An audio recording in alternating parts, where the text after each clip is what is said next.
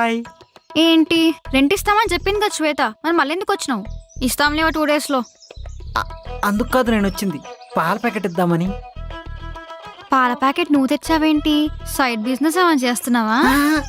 బయట పెడితే దొంగలు ఎత్తుకుపోతున్నారు. మా అపార్ట్మెంట్ లో మీకన్నా ఎవరున్నారులేండి దొంగనా? హా? ఆహా అదే మీ అంత మంచి ఓనర్స్ ఉంటే ఇంకా మాకు దొంగల భయం ఏముంటుంది చెప్పండి. అయినా ఇలా పాల ప్యాకెట్లు వెజిటేబుల్స్ తెచ్చిస్తే మంచి ఓనర్లు అవుతాం కదా అని తెచ్చిచ్చాను. మేమంటే ఎంత కన్సర్న్ అండి మీకు. హా? మేము కాదు, నువ్వంటేనే కన్సర్న్.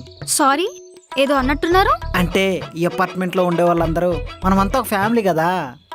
ఫ్యామిలీయా? ఏదైనా పండగ వస్తే అందరం కలిసి సెలబ్రేట్ చేసుకుంటాం కదా. ఓహో. అలాగే ఏదైనా ప్రాబ్లం వస్తే అందరం కలిసి డిస్కస్ చేసి సాల్వ్ చేస్తాం కదా.